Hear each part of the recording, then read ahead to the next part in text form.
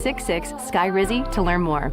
Flo here from Progressive to tell you how you get more than great savings with us. You get customer service access through our mobile app, online chat, or by phone. That's a lot of ways I can get in touch with you. I see what's going on here. You can't name favors, but I'm your #1 customer. Actually, we offer all our customers these ways to contact us. I'm sure you give just any customer your personal company contact info. Well, you did call us more than any other customer this year. So in that sense, you are our #1 customer.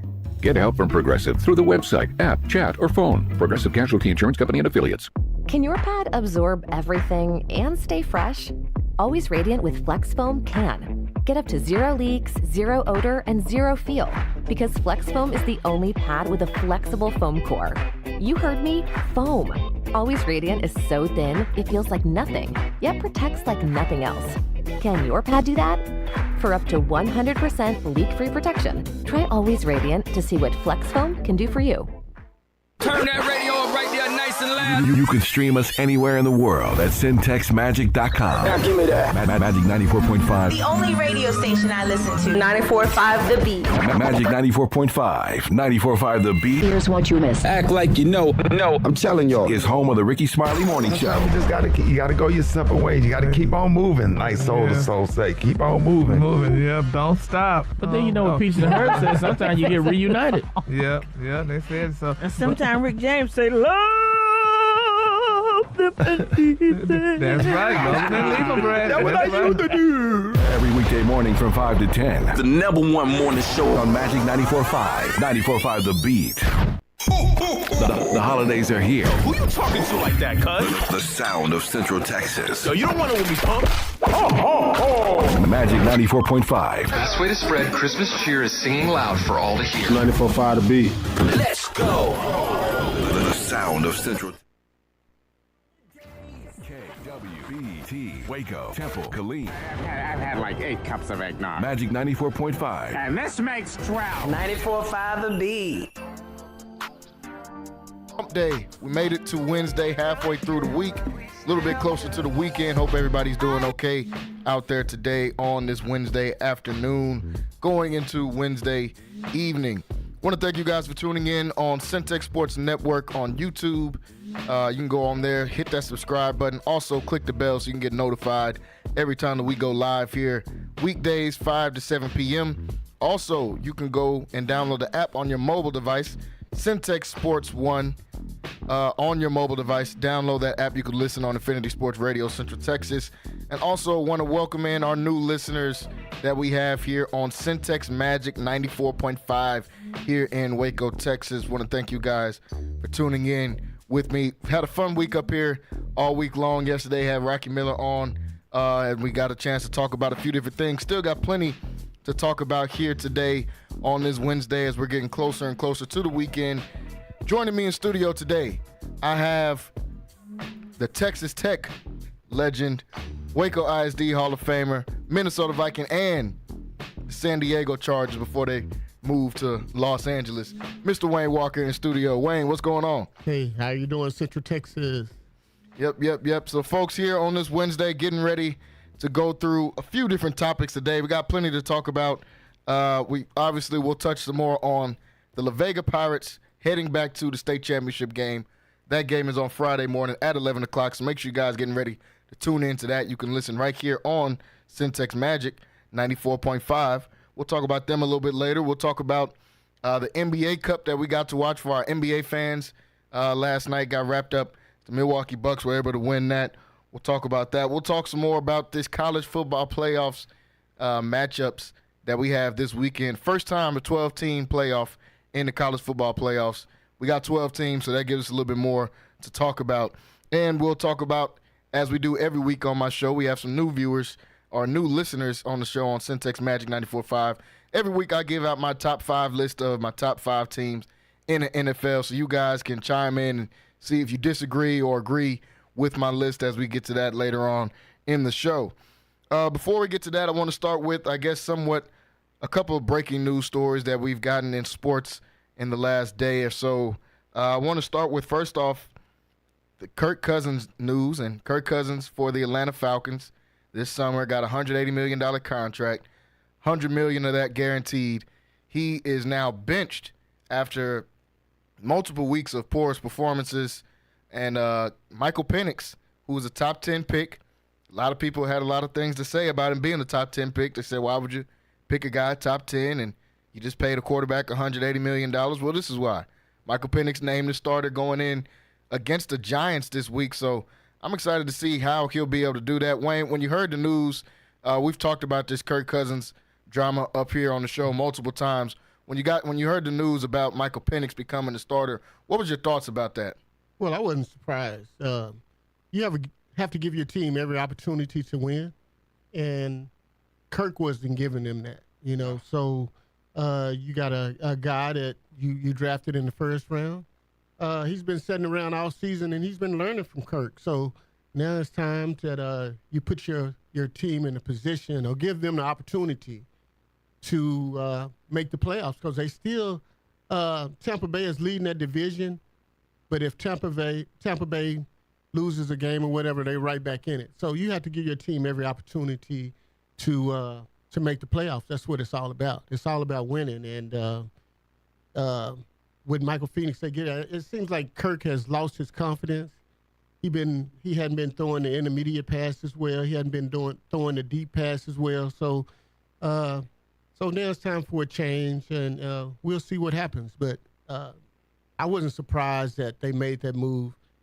You have to give your team opportunity to advance and get into the playoffs. So, yeah, I feel the same way. I wasn't surprised by it. I kind of almost thought this would be coming at some point. Maybe not this year, but I thought going into next year there was going to be a lot of questions about, do we keep Kirk Cousins as starting? Obviously, you gave him $100 million guaranteed, so he's got to stick around and be on the team unless somebody wants to pick that contract up. But for it to happen this early, like you said, I'm not that surprised. When you look at the way Kirk Cousins has been playing the last 4 or 5 weeks, I think in the last 5 weeks they've won one game, and that game was what they won on Monday Night Football a couple days ago against Vegas. And in that 5-game span, when they won one game, he threw one touchdown, which was against Vegas, and 9 picks. 9 interceptions in 5 weeks is a lot of turnovers. That's way too much turning over the ball. He's an older quarterback. He's coming off of Achilles. And Raheem Morris, who just got named the head coach this summer, he's coaching for his job. He's not going to sit around and be like, well, we gave this guy money. Let's just sit around and keep losing these games. He's trying to win because the Falcons have multiple ways they can get into the playoffs right now. They can win out, and I think they beat Tampa Bay twice, so they got the tiebreaker over Tampa Bay. And also, even if they don't win out, if Tampa Bay or if the Commanders lose to Philadelphia, and then Atlanta, who still plays the Commanders at the end of the year, beats the Commanders, then they can still get in the playoffs because they'll have the same record as the Commanders, but they'll have the tiebreaker and they can get in as a wild card team. So they've got multiple ends on getting into the playoffs. So Raheem Morris is not just going to sit back and just watch his team spiral downwards after starting 5-2, I believe. Now they're sitting at 7-7 after dropping 5 games in a row, and then finally winning on Monday Night Football. But it was against the Raiders, who are competing. We talked about it yesterday. They had the signs up for "We Want Shador" at the stadium, so they're tanking. So beating them is not that great of an accomplishment. Atlanta is catching a break right now because they play Vegas on Monday, and then the next game is the Giants. So they're playing the 2 worst teams in the league back to back to try to catch some rhythm again. So what better way to bring Michael in and let him play against a team like this, especially why, like I say, Kirk has lost his confidence, and the injury seems to be bothering him because, I mean, he's showing signs of that. But you have to give your team opportunity to get in the big dance, to make a run for a championship. And they have a roster that can compete. Oh, yeah. And their Achilles heel has been, and not talking about Kirk but it has been their quarterback play. 9 interceptions in the last 5 games, and I only think 1 thrown touchdown or something of that sort. But this is the best time to bring him in and give your team a chance to win. Yeah, this is the best time to do it. If he goes out there and he can't play against the Giants, then it's just not time to play Michael Penix, because this is the game that you go and test the waters and see, okay, has this guy picked these things up? Is he adapting to the speed of the NFL? You get him warmed up against a team like the Giants before you get further into the rest of your schedule, because these last few games all count. Yeah, these are all money games. And you didn't just throw him into the fire. You didn't throw him in the fire the first couple of games or whatever. Everybody was talking about why did they draft him first round when you already paid a quarterback $180 million. Well, he was coming off an injury, a major injury, an injury that some players never heal from or get better from. Yeah. So now it's seeming to show, and that was a great decision to draft this guy. So now we'll see what happens. Yeah, and from here we just got to see what happens. They got the Giants on this Sunday, like we said, a good warm-up game. They got the Commanders, which is probably going to be their most important game in these last 3 games because that potentially could be a way to play yourselves in the playoffs. Even if the Bucs continue to win, you could beat the Commanders out for that last wild card spot in the NFC, and then they got the Panthers. So, I mean, honestly, a super cupcake schedule at the end of the year and a perfect time to try to get right and pick up some of those wins where you left off and when you went on a 4-game losing streak with Kirk. And I mean, some of those are some bad losses. You lost to the Saints in there, and the Saints haven't been playing great within that time too. So a time for them to try to get right. But as of right now, Kirk Cousins is benched. Do you think there's a scenario where Kirk can play his way back into this, or is that just if Michael Penix just plays so bad, they're like, well, let's just get Kirk back out there? Well, it depends on the situation. If you have a chance to get into the playoffs, and then maybe so. But if you don't, you may as well go with your young gun, and get them ready for next season. I don't see any scenario where they bring Kirk back, not from this. Once you make that decision to play another player, then it's hard to come back from that. Confidence-wise, on both quarterbacks' parts, on Michael's part and on Kirk's part. But I still see Kirk as a valuable player going forward, moving forward in the NFL. It's guys, Jameis Winston. Exactly. Flacco, it's guys that's in the league that probably shouldn't even be playing. So you see this guy as a guy that's been a good player over a long period of time, and he'll get another opportunity. But he won't get it at the contract numbers that he's currently under right now. Yeah, so do you think the Falcons in this scenario, say Michael Penix plays good these next 3 games, they go into the playoffs, and they probably I had them losing first round of the playoffs if whoever was the quarterback, regardless who was getting in there. So he goes in there and plays good. He's obviously going to be the guy going in next year.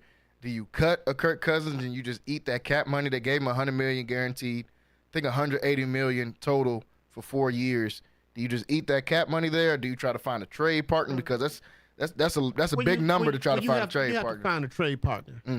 Okay. You have to find a trade partner, and you offset some of that money by saying that you'll pay some of his salary, and that way you won't have to eat those cap numbers. You'll still have to eat some, but you won't have to eat it all. Yeah. So you can't just outright release a guy that's making that amount of money, because it's gonna hit you at some point, and it's gonna hit you big next year, probably for about $50 million, I'm thinking. But you have to try to find a trade partner. You can't just outright release a guy that you committed that much money to. Yeah, there's a few teams that will be interesting to see. What does a team like Tennessee decide to do? They're probably not going to get the 1 or 2 pick there, so Cam Ward and Shador will be gone. And do you decide to take a chance on a Carson Beck or a Quinn Ewers when they're probably not top 10 talent, or do you get a Kirk Cousins and maybe just try to keep getting some good players on this roster, because Tennessee's got a pretty decent defense, and they've got some okay players on offense as well. Well, he's played up under McVay, and he's Shanahan. Those are his guys. Yeah. And he's played well in those systems. So I could see him going to San Francisco, being a backup. Heard he hadn't been doing too well either. No. We talked about that yesterday. I can see him going to Miami. Yeah. And being a backup there as well. With Tua. Okay, so he's going to get opportunity. For sure. Cleveland doesn't have a good situation at all. Not at all. So he's going to get opportunity somewhere. We just don't know where. I mean, they'll have to make that decision, and they'll have to try to find a trade partner that's willing to take on that salary and maybe pay offset it with paying a little bit of that money. Yeah, I'd be interested. I'll have to look at that to see how much of a difference is in the money of Deshaun Watson and Kirk Cousins. Is that a type of trade they can make, and they bring Deshaun in Atlanta as a backup? He's from Atlanta. They wanted to trade for him before he ended up waiving his no-trade clause to go to Cleveland. Do they bring Deshaun Watson in because it's similar money, just maybe a little bit of younger guy? You're going to be paying that money some kind of way. Maybe you pay it to a slightly younger guy, and if you're Cleveland, maybe you bring a Kirk Cousins in with a roster that we know is built to try to compete and to try to win whenever they're healthy, with Myles Garrett and Nick Chubb and Jerry Jeudy is top 5 in yards this year at the receiving spot. So I'd be interested in seeing something like that. And then I thought about San Francisco, like you said, because Purdy hasn't been playing great this year. Next year's his contract year. They got to make a decision. Do we want to pay this guy $50, $60 million? Reports are saying he's already saying he wants around $55 million a year, which I think would just be crazy to pay Brock Purdy $55 million a year to come in and play the way that he's playing right now. Right. And, so I don't know. There's a lot of interesting scenarios. And like I said, Kirk Cousins has been successful in Shanahan's system. That's the system he played with in Minnesota as well. Yeah. So he's adapted to that system, and I can see him playing in a system like that and probably going in and being a backup and eventually being a starter. Yeah, well, I wouldn't be surprised about that at all if he's able to do that. So we'll keep our eyes on this Kirk Cousins situation. As of right now, Michael Penix is named the starter, and this will be a game that I'm going to tune into that I didn't think I was going to try to watch at all with Atlanta versus the Giants. But I'm going to tune into that game to see how does Michael Penix look, because I like Penix coming out of college. I liked him over guys like Bo Nix and J.J. McCarthy and some of those other guys. I kind of liked him maybe kind of up closer to that Drake May range. And we'll just see. He's an older quarterback, I guess, if you say older for a guy coming out as a rookie. I think he's 24, 25 going into that time, as opposed to, Drake May and Caleb Williams, who are like 21, stuff like that. So he's a little bit older quarterback, but I liked him coming out of college. Interested to see how he'll do moving forward. We got the news yesterday that Michael Vick was named the head coach of Norfolk State out there in that Norfolk, Virginia area. And me and Rocky got a chance to talk about it a little bit. Wanted to get your opinion on that, because I think this could be a big move, not only for Norfolk State getting a guy like a Michael Vick, but just in that whole MEAC, in that HBCU area right there along the coastal line, because that can help elevate some more of these guys. And I like seeing us keeping our big icons at our schools, at these HBCUs, and giving some of these guys a chance to shine some light on some of these guys, similar to what Deion did at Jackson State, as we see Jackson State still having success. They just won their bowl game, I believe, last Saturday, and finished, I think, 9-2, somewhere in there, 10-2 record on the season. So they're still having success. So what was your thoughts about Michael Vick getting that head coach job at Norfolk State? Well, a great opportunity for Michael Vick, a guy that has had a chance to revive his career on a lot of fronts. Got in trouble, came back, played football, been an analyst on NFL Network and some of the networks, but a guy that has turned it around and that continues to turn it around, and it's a great opportunity for him to go see if he can put his niche on a football team. Yeah. And I think he will be able to, because he'll be able to recruit guys and get guys to come just because of his namesake. He's going to have the same effect as Deion. Yeah. And Deion is the guy that's opened the doors for these guys to get these jobs. Hey, let's deal with these ex-football players and get them an opportunity. They can recruit well, and they can relate to the kids. And just based on that alone, I think he'll come in and he'll do a great job. And like I said, a great opportunity for Michael Vick to get that opportunity. Yeah, shout out Michael Vick, because a guy that ended up getting in trouble, like you said, had to go sit down some time in the prime of his career, was able to come back, revived his career on the field, came back and was a Pro Bowl quarterback, led a team to the playoffs. All of that after his career was over. Like you said, he's had a chance to do some analyst work. He did some stuff with the National Flag Football League that they were trying to get going for the Olympic sports. So he's had an opportunity to do a lot, and guys look up to him. I think he'll do a good job of recruiting. Like you said, he'll be similar to a Deion.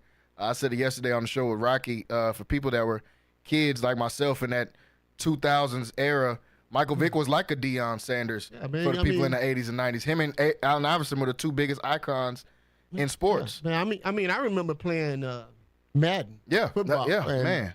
Madden 04 when he was on the cover. And that's who you wanted to play with. Man. You know, you wanted to play with Michael Vick. Automatic win if you get Michael Vick. Yeah, because he was the top-rated guy on the game, and he did so many things. But I hope he has that effect with recruiting and getting guys in, and like I said, putting his niche on the Norfolk State football team, and making them a viable option for some guys to come out and what Deion did. Deion took the number 1 recruit in the nation and made him go to an HBCU.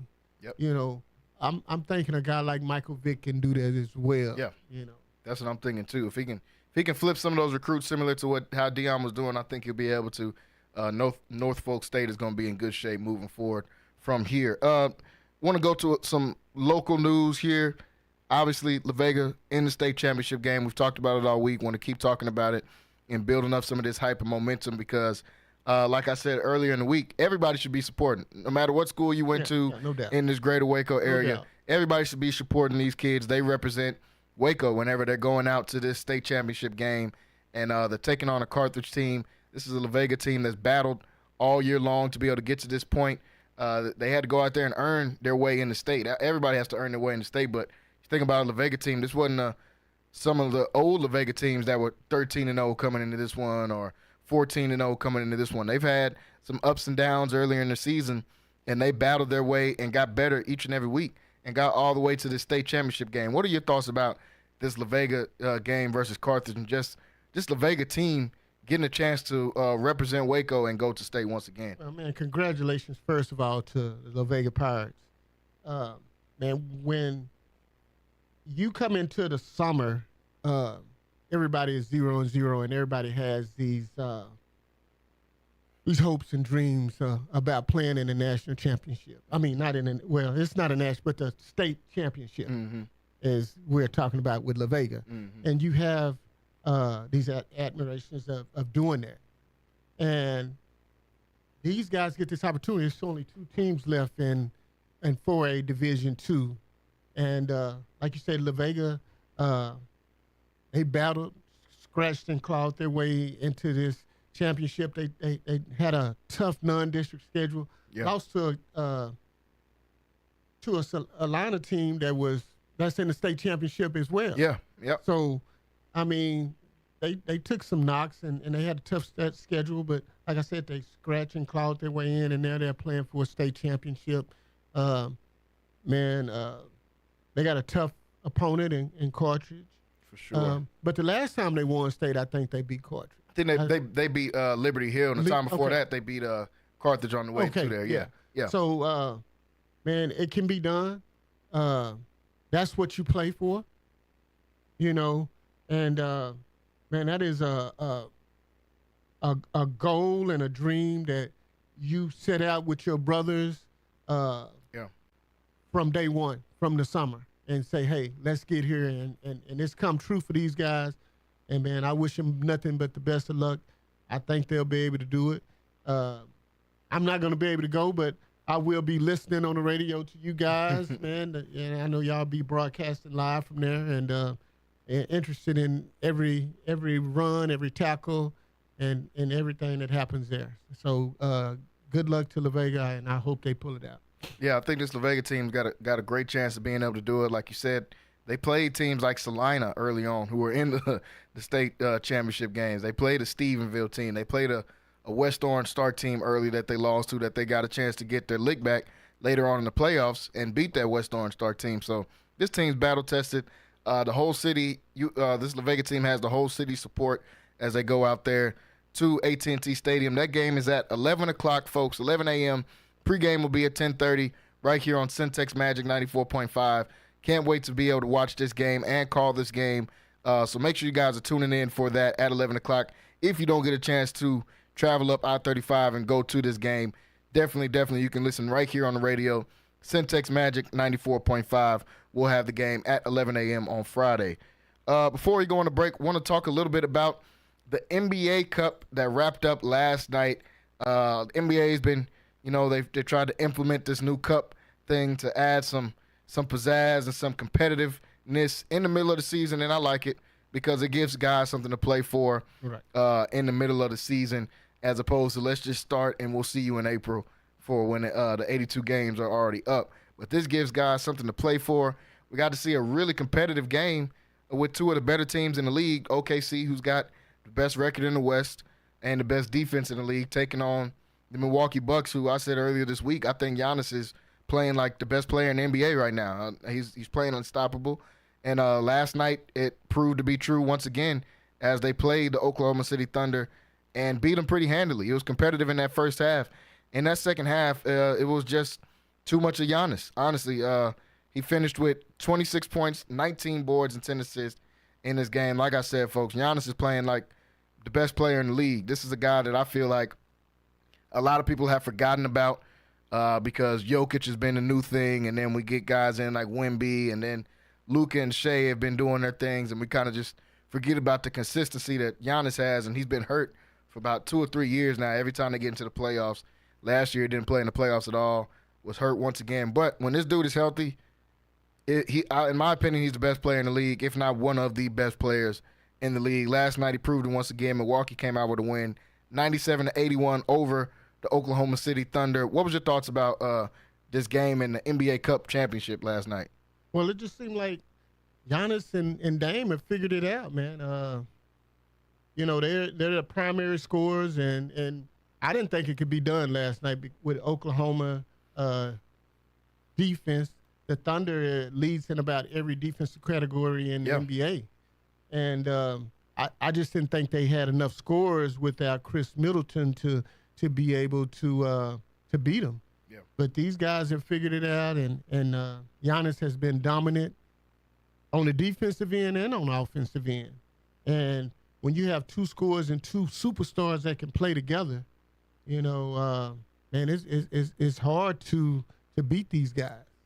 And I think the fact that the kid that's hurt for Oklahoma, Chet Holmgren, Chet Holmgren being hurt, I think that kind of hurts him a little bit as well, because he's a big that can step out and shoot the three, and he kind of gives them some versatility. But man, I didn't think it could be done, and Milwaukee pulled it out. It's another team that started off very, very slow and couldn't put it together and couldn't figure it out, and now here they are winning the cup. So hey, it's going to be interesting in that East. In the East, it's always about 5 or 6 teams. In the West, you probably have 8. Yeah. But in the East, it's going to be 5 or 6 teams, and Milwaukee is going to be one of those 5 or 6. Yeah. So we'll see. It'll be interesting. And like you said, when you talk about basketball, there was no need of watching basketball before Christmas. Yeah. And then everything after Christmas you started watching because then it starts getting competitive, and the football season is winding down. Mm-hmm. But this is a very interesting time of the year because it's football and basketball mixed, and that cup gives you something else to watch, and it gives the players something to play for. And Milwaukee is going to be something to reckon with during the basketball season if they continue to play like they have been. Yeah, they've won, I believe now 13 of the last 16 games Milwaukee has. They started off super slow. Now they're 14-11, sitting in 5th place in the East. Like you said, this East is going to be competitive.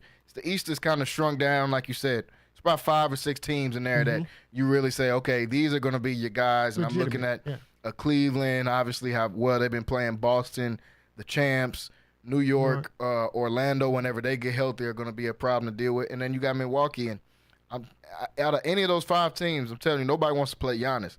They might want to play the Bucks and some of those other guys out there, but nobody wants to play against Giannis. This guy's coming downhill, full force every play. Hard to defend. Trying to get a dunk. He's trying to get a dunk. He's not coming in there playing around. He doesn't want to do any hook shots. He don't want to face up and do some moves and shoot a jumper. He wants to dunk. And some people say, oh, well, he doesn't do that much. He only wants to go in and dunk. Well, they haven't stopped him from doing it, and he's averaging 30-something doing it. So, and he's expanding his game as far as playmaking because he's averaging like 7 assists a game to go with it. Last night in the closeout game, he had 10 assists. So Giannis is playing phenomenal, and shout out to the Bucks for going out there, being able to win that NBA Cup against Oklahoma City. And for Oklahoma City, like you said, I didn't really put that game too much against them because they're playing without Chet, who's a huge piece to their team. He's one of their better players on the team, probably their second best player on the team, either him or Jalen Williams, however you want to go with that. But he can stretch the floor, he can block shots, and he was playing phenomenal earlier in this season before he got hurt. So a lot to be able to watch in the NBA. Like Wayne said, it gives us something to watch before Christmas because usually we just tune into the Christmas games, and now I see that the NBA and the NFL are going to be competing for eyes on Christmas. The Texans are playing the Ravens on Christmas. I think the Chiefs are playing somebody on Christmas. Chiefs playing the Steelers on Christmas as well. So everybody's going to be competing for eyes on Christmas Day. But this definitely gave us something to be able to watch and look forward to before we get to that point. Folks, we got to go into a quick break. When we come back, got to break down these college football playoff games. Got a chance to talk about it yesterday with Rocky. Want to get Wayne's opinion on some of these games. In hour number 2, we'll talk some more about this MVP race in the NFL. Well, I'll do my NFL top 5 teams that I do week in and week out, and we'll preview some of the games going into week 15 in the NFL. Stay tuned and stay locked in right here on Centex Primetime. We'll be right back after this break. Central Texas home for sports. It's Centex Sports Network and Infinity Sports. Catch all your in-depth sports analysis with the best. The hottest sports show in the evening is Centex Primetime, hosted by Jalen Gillis. Act like y'all. Weekdays 5 to 7. This is the Central Texas #1 leader in sports. Centex Sports Network. That's right, sports fans. We can talk about sports. And Infinity Sports. Lighthouse Streaming, a full-scale media agency and your go-to source for all things audio and video. Is your church long overdue for audio and video upgrades? Call Lighthouse Streaming for a free consultation. Does your corporate or church event need audio or video production? Don't stress. Call the guys at Lighthouse Streaming. In business since 2017, Lighthouse Streaming has produced hundreds of live events and completed dozens of church and venue installations. Whatever your AV needs are, Lighthouse Streaming has you covered. Give them a call at 254-252-4206. That's 254-252-4206. Or go to lighthousestreaming.com and set up your free consultation. Are you looking for something new and unforgettable in Waco? Come to the Blasian Asian, where authentic Cambodian flavors meet creative culinary flair. Voted People's Choice as Waco's #1 Asian restaurant since 2019 by both the Wacoan Magazine and the Waco Tribune Herald. Located inside the popular Union Hall on 8th and Franklin, we're serving up family recipes with a twist. Blasian Asian egg rolls are rolled fresh daily, and their sauces or marinades are made in-house with love. Stop by today. Located inside the popular Union Hall on 8th and Franklin. And for Baylor students, enjoy 10% off with your student ID. NSJ Event Co., one of the premier event designers in Central Texas and a Centex Sports Network supporter. Voted Waco Awards Event Planner of the Year 2021, NSJ Event Co. is your go-to source for event planning. Whether it's your next baby shower, birthday bash, wedding, or retirement party, NSJ Event Co. will bring out the elegance, class, and style your event deserves. Call NSJ Event Co. at the number on the screen or scan the QR code to schedule a free consultation. NSJ Event Co., where the party lady takes care of all your event needs. It's the family feels for me. The banana pudding peach cobbler make you want to holler for me. It's the candy yams, mac and cheese, beef tips, pork tips and rice, collard greens. It's the sweet potato pie, sweetie. Fried chicken you've been missing, the lemon sweet tea dressing on Sundays when you all dressed up. Chest pie, buttermilk, and pound cake. Cornbread with butter just dripping, always fresh baked. If you need Southern style, soul food, home cooked meals that you can feel. Chicken and dumplings, chicken pot pie. 719 South 11th Street. Sassy's, come on by. Are you hungry for the best fried chicken in town? Check out Crispy Chicken #1, 11th and Clay, and their Monday and Tuesday special, the Snack Pack, which includes 2 pieces of chicken, fries, roll, and drink, all for only $6. Also, each Monday through Friday from 4 to 6, you can feed the family for $10 and receive 6 pieces of chicken, fries, and rolls. Crispy Chicken #1 features additional daily specials and also includes mouth-watering short ribs, fried catfish, and chicken fried steak. Locally owned and operated and a Waco tradition since 1975. That's Crispy Chicken #1 at 11th and Clay. Central Texas home for sports. It's Centex Sports Network and Infinity Sports. KWBT-FM, HD2 Waco, Temple, Killeen, Fort Cavazos. The new leader in sports in Central Texas is Centex Sports Network and Infinity Sports. This is live from the Centex Sports Network and Infinity Sports Studios. That's right, sports fans. About to show these boys how we do it. You ready? Tune in to Primetime Sports Talk with Jalen Gillis, your go-to source for breaking sports news in Central Texas and exclusive Dallas Cowboys coverage on the Centex Sports Network and Infinity Sports. What's going on, everybody? Welcome back into Centex Prime Time. I am your host, Jalen Gillis, here on this Wednesday afternoon, joined in studio by Wayne Walker as we just wrapped up talking about the NBA Cup there in the first 30 minutes. We talked about Kirk Cousins heading to the bench out in Atlanta. Talked about Michael Vick becoming a new coach of Norfolk State, and we also talked about your La Vega Pirates. Folks, you'll be able to listen to them right here on Centex Magic 94.5 on Friday at 11 a.m. as they take on Carthage in the state game. Hope everybody will be listening or tuning in to that game, because we all should be supporting these kids on Friday morning. I can't even say Friday night lights. This is Friday morning lights, as they got the early game, the 11 o'clock game on Friday, and some really good games going on in state too. I don't know, Wayne, if there's some other games that you were interested in tuning into during this state game, but I know I want to see if North Crowley will be able to finish this off after they got a huge upset win against Duncanville, which wasn't much of an upset in my opinion, because I've been tuning into this North Crowley team all year long. Right. Me and PJ, who's on this show all the time, talk about this North Crowley team all the time. They got a couple of dogs at receiver. Matter of fact, the number 6, I can't even remember his name, but he committed to Colorado, so he's going to be headed out there to play with Coach Prime. And, man, North Crowley, it's been a while since Fort Worth has had a team this good in the state championship game, so I know Fort Worth is going to show up and really try to support as they're taking on Westlake, I believe. But huge win of them against Duncanville. I saw some of the recap of that game on YouTube, and the stands were packed. They had a couple altercations after the game, but that's to be expected. You got Duncanville and Fort Worth all in one place, you know. Yeah. And Duncanville not used to losing. They not at all, and that's exactly why they were mad. So you're gonna have that. But yeah, that's gonna be an interesting game. I also want to see South Oak Cliff. I want to see South Oak Cliff again. They've been getting some athletes coming through there, and man, they're back for I think the 3rd straight year. So I want to see these guys as well. But it's a great time for high school football. These guys playing for state championships, and man, I'll be tuned in all day watching all this weekend, basically. Yeah, I can't wait to be able to get a chance to catch some of these games. Going to be some really good games, even all the way down to some of the lower games. I like to get up and watch those on Thursday. The 1A games, the 2A games. A lot of those end up being some good games. Matter of fact, that was the first time I saw Jonathan Brooks play, who played for the Texas Longhorns a couple of years ago and got drafted in this past draft by the Panthers at running back. My first time seeing him play was in that state championship game, and everybody was talking about this guy. He was at a 2A school, super small school, so they were saying, but this dude can play. So I tuned in and watched him. I'm like, okay, this guy's a real deal, and now he's playing on Sundays, playing for the Panthers right now. Right. And that was just a couple of years ago. So some really good games to tune into this weekend, folks, in the state championship game. Also, of course, your La Vega Pirates will be playing at 11 o'clock.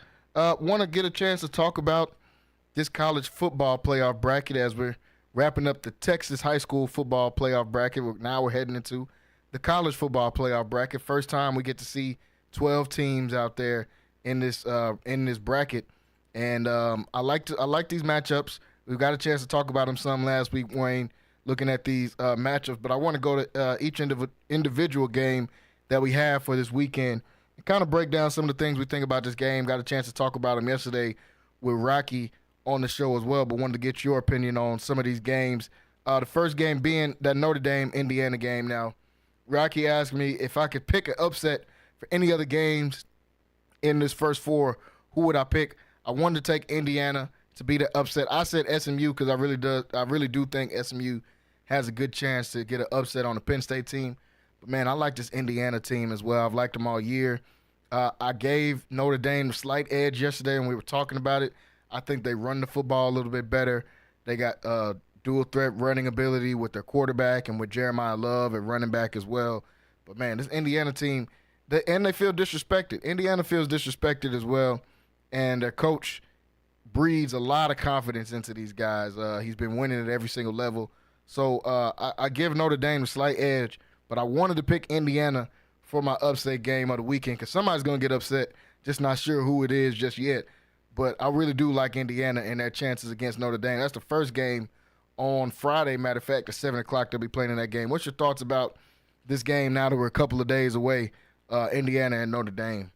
Well, if you were going to pick an upset, I would have picked this one. Yeah. I think Indiana has a lot to prove. First of all, everyone said that they don't belong. Mm-hmm. They kind of got exposed a little bit by Ohio State. Yep. And they have a lot to prove. These guys were undefeated up until then. And now they get to play Notre Dame, which is basically a home game from them as well, because it's in the state of Indiana. And Notre Dame lost to Southern Illinois. Yeah, Southern Illinois. In the beginning of the year. Yep. And it was basically the passing game that beat them. Yep. My thought is if Indiana can pass protect and keep their quarterback upright, I think they'll have an opportunity to go into South Bend and win. I don't think Notre Dame has the passing game to come from behind. They can run the ball, but they can't pass the ball as efficient as they can run the ball. So if Indiana can get a lead, I think Indiana can win this game. So this will be my upset of the College Football World Series. Playoffs this weekend. Yeah, I can't disagree with that at all. Like you said, if Indiana can find a way to get up 10 points, 13 points, Notre Dame is not built to come back on anybody. And we saw that. They got behind against Northern Illinois. That was the only game they really got behind in. They got behind against Northern Illinois, and they didn't have a chance to come back in that one because they couldn't pass the ball with Riley Leonard in there. So I'm not a huge Notre Dame guy at all. I wouldn't have been mad if Notre Dame was. I'm glad they didn't give Notre Dame a bye. I thought they were going to give them a bye, but they ended up giving it to Boise State, which I didn't like either. But I didn't want Notre Dame to get that bye because who have they played? They lost to Northern Illinois. Yeah, they beat A&M team. That was the first game of the season. I'm not sure if they would have beat Notre Dame at the end of the season when Notre Dame was clicking some more. And outside of that, their only ranked win is against Army. So, and Jalen, if vice versa. So if Notre Dame gets a big lead, then Indiana becomes one-dimensional and they have to pass the ball, and I don't think they can do that as well. Nope. So it just depends on what happens in that first half. If Indiana can keep it close, they'll be good because they can be balanced and they can pass and they can run. But if they become one-dimensional, they can't keep their quarterback upright. But if they get a lead and they go out and get a lead on Notre Dame, then I think they can pull off the upset. Yeah. So that game is on Friday. That's the first game of the college football playoffs. 10 seed Indiana versus 7 seed Notre Dame. That's on Friday at 7 o'clock. I believe that'll be on ABC. The next game will be Saturday morning. If you want to take a break from watching some the last games of the state championships in Texas high school football, you can watch this SMU versus Penn State game. Like I said, this would be the one I would pick if I had to pick an upset, would be this SMU team because I love this SMU team. But with it being at Penn State, it's going to be cold, could potentially be rainy. I'll give the edge to Penn State because I believe they can control the ball. SMU's got one of the fastest teams in the nation. Well, we've compared them to some of the old Baylor teams in the past, but, Corey Coleman and Katie Cannon and guys like that. Compared them to some of the old Oregon teams in the past with guys like LaMichael James and DeAnthony Thomas and all those guys, kind of similar to that. But Penn State has got they play a pro-style offense, I guess you could say. They'll come out in the I formation. They run the ball. They got two good back with Nick Singleton and Daytron Allen at running back. They've got the best tight end in the nation with Tyler Warren, who's got over 1,000 yards, 6 touchdowns on the season. I think they'll do some ball control here, and they'll keep SMU's offense off the field. That's how we saw Clemson have success in the first half against SMU when they played in the ACC championship game. They just kept SMU's offense off the field.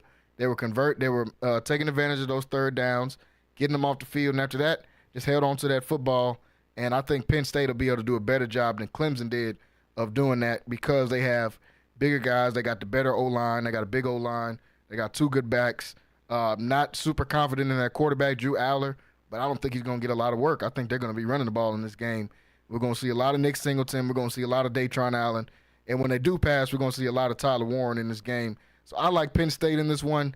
The spread is 8.5. I wouldn't take that if I had to pick a spread. I might take SMU plus 8.5 because I think even if SMU loses, it'll be around a 6-point loss, somewhere like that, maybe a 1-touchdown loss if they do lose because this offense is explosive. The quarterback, Kevin Jennings, can get the ball up and down the field quickly. What's your thoughts about this SMU and Penn State matchup? Well, I'm going to piggyback off of you. And you said something that was very important in your first when you first started speaking about SMU, and you was like, and we've talked about this numerous times about SMU being the fastest team for sure, probably in the playoffs. Well, I'm a fast guy, and I'm a receiver, and the one thing that I hate most is the weather, inclement weather, wet, cold, and maybe some snow. So if you want to take the feet off and under a fast guy, that's the way to do it. Yeah. So then you have to rely on passing. So I think with those elements, I think Penn State goes out and plays bully ball. SMU has recruited well, and they have had a great season. And I just think they're too small in the interior. Yeah. I think Penn State comes out and plays bully ball, and they run the ball in between the lines, and I think they'll pull this one off. And I think that's what will hurt SMU because they play good defense. But now you're finna go against the big boys. Yeah. You know, if Clemson was able to do it to them, you just kind of imagine what Penn State is gonna do in the interior. And I think they play bully ball, and I think they just run the ball up and down the field and play ball control and kind of keep it away from SMU. And like I said, those guys won't be able to break loose from SMU if it's inclement weather. Now, if it's a dry field and no wind is swirling around and they can throw the ball and they can throw the ball efficiently, then it might be a different game. But other than that, I think Penn State pulls this one out pretty easily, and I think it'll be by more than 10. Yeah, and I wouldn't be shocked by that at all because, like you said, when those weather elements come into the game, can't get a lot of those speed guys the ball down the field. Guys don't want to get hit the same amount that they do when they're playing in the dome. I would probably pick this game differently if they were playing in a bowl somewhere, if this wasn't a home game for Penn State. And then Penn State, we know how that crowd is. It's going to be 110, 115,000 people in there. And it's a whiteout. And all white. and that's one thing. If it's snow with the whiteout, it can be intimidating. Yeah, I don't think that SMU has played in front of that all year. You know, not even close, especially not in the ACC. Yeah, that's a different type of atmosphere, and they better be ready for it. Yeah, they definitely need to be ready for that one. And SMU, their defense is a team that likes to get teams in 3rd and long. They like to get teams in 3rd and 6, 3rd and 7, and let the guys loose after that and go get after the quarterback. That's how they got back in that game against Clemson.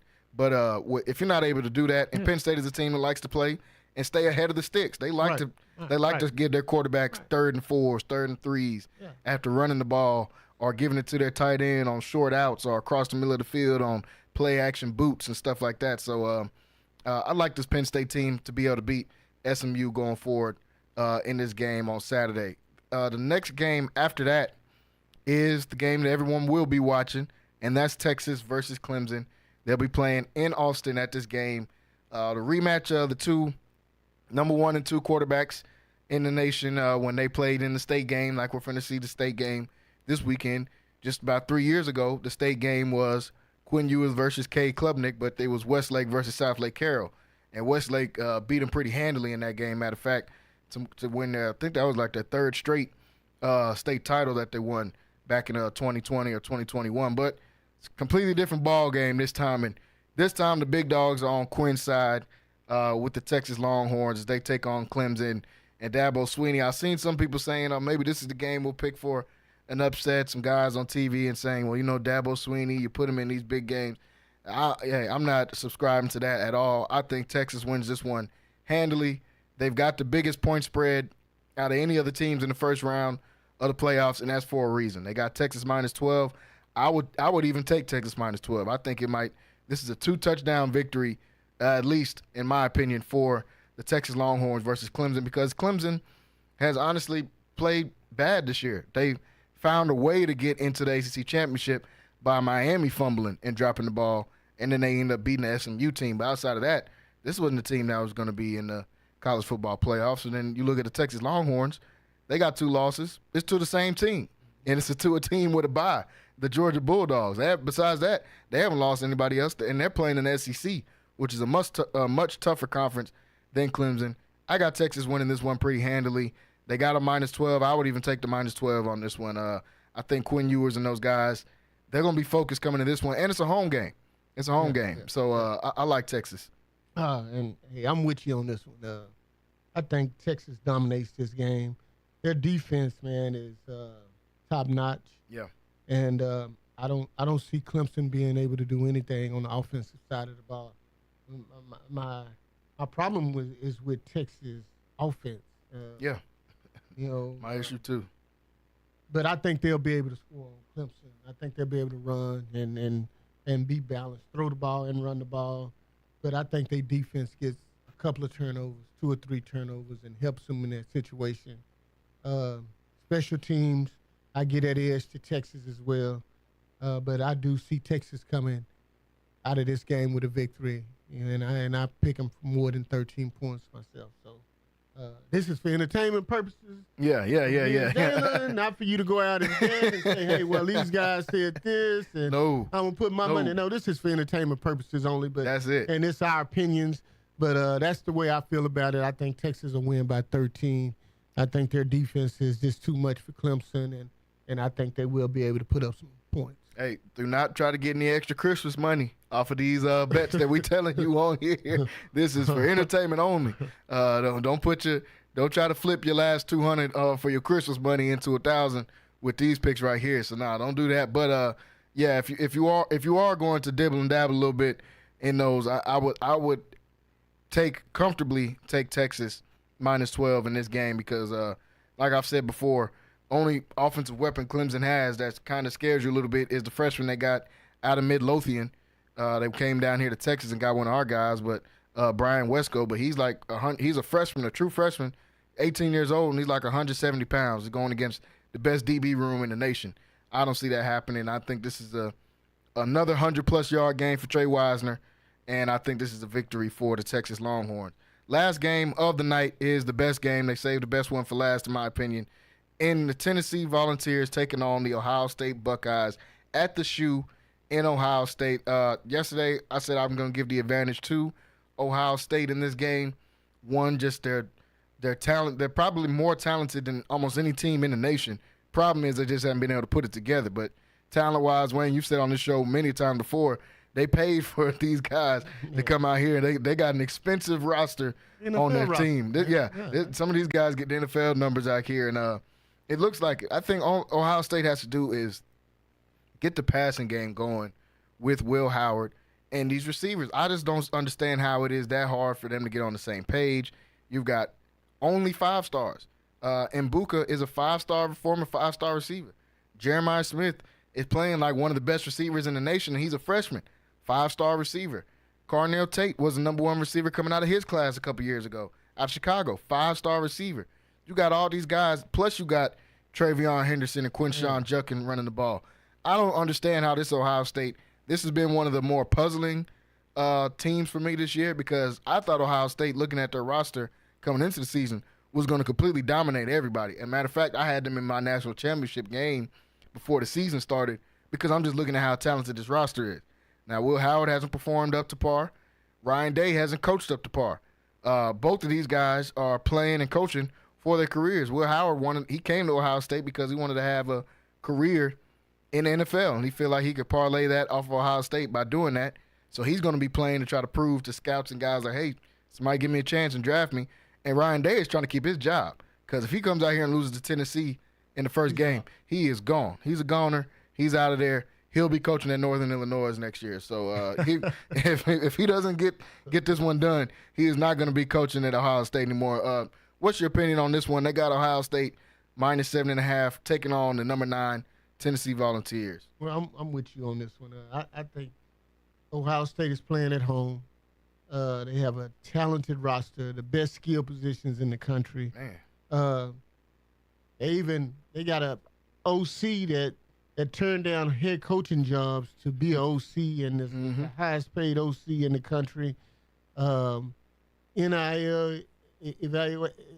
They have it all. They're the most expensive team in college football. I mean, you're talking about a college football roster that is paid over $50 million. And you have a coach, you have a head coach that's playing for his job. Like you say, if he don't win this game, nothing short of the national championship for him, or he'll be out. For sure. You know, you lose to Michigan, and then you come in, and then you lose your first round of the college football playoffs. You're out of there. So he's playing for his job. He's gonna pull out all the stops, and I think these guys win at home. Tennessee is a great team, and it is the best matchup of all. Mm-hmm. But I just think Tennessee is going to be overmatched, and I see Ohio State pulling this one out, and probably about 7 points. But it'll be a good game. But I still see them pulling it out. Yeah, I like. We both like Ohio State in this one, and like you said last week, when we were mentioning the weather and how cold it could be, and you've played in those cold weather conditions. It's a completely different ball game. I know it gets cold in Tennessee. It don't get that type of cold. Ohio is right off of those lakes, right up there. So those Great Lakes make it a completely different type of cold. It's a different type of wind when it blows, and that wind starts hitting you. The hawk that they call it out there, that hawk starts hitting you.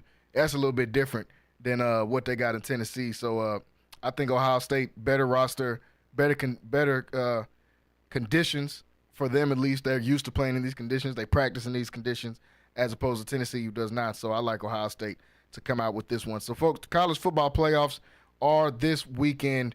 They start this weekend. Next week when we come in, we'll be able to talk about this next round of matchups that they'll be having with the quarterfinal games. And these guys that had a bye week and a chance to sit back and watch everything, how will they come out and respond to these different teams? So still be plenty to talk about. But the college football playoff first round is this weekend. Can't wait to be able to sit down and watch some of these games as well. Folks, we're going to go to a break to touch the top of the hour. When we come back in hour number 2, still got to give my NFL top 5. Got a few quick takes we got to jump through as well, and we still have to talk about some of these matchups in Week 15.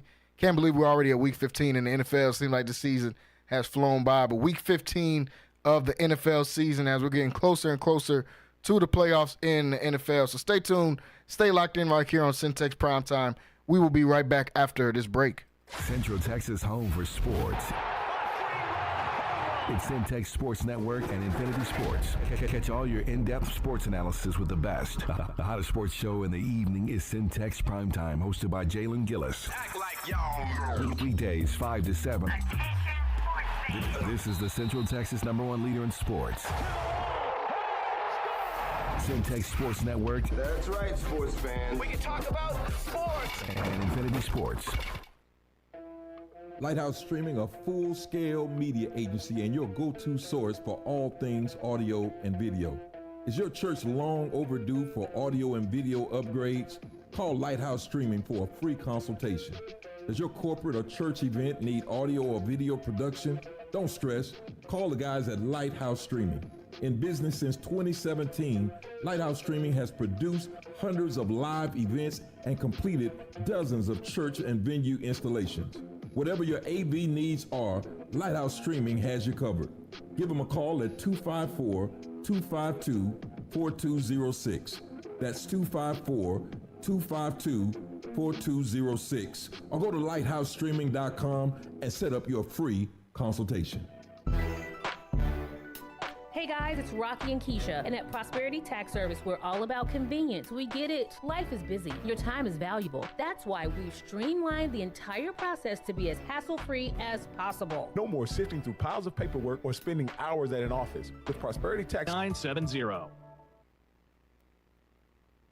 Data is in safe hands with us through our secure and user-friendly customer portal at prosperitytax.com. It's your one-stop shop for all things tax-related. Log in anytime, from anywhere, whether it's from your couch or on the go. We are experienced tax professionals, well-versed in handling a variety of tax situations. Receive genuine assistance and competitive pricing from real tax professionals who've seen it all. We're marking 2 decades as a community-based enterprise here in Waco, Texas. So call us at 254-235-5662 or log on to www.prosperitytax.com. Thanks, guys. Are you hungry for the best fried chicken in town? Check out Crispy Chicken number 1, 11th and Clay, and their Monday and Tuesday special, the Snack Pack, which includes 2 pieces of chicken, fries, roll, and drink, all for only $6. Also, each Monday through Friday from 4 to 6, you can feed the family for $10 and receive 6 pieces of chicken, fries, and rolls. Crispy Chicken number 1 features additional daily specials and also includes mouth-watering short ribs, fried catfish, and chicken fried steak. Locally owned and operated and a Waco tradition since 1975. That's Crispy Chicken number 1 at 11th and Clay. NSJ Event Co., one of the premier event designers in Central Texas and a Centex Sports Network supporter. Voted Waco Awards Event Planner of the Year 2021, NSJ Event Co. is your go-to source for event planning.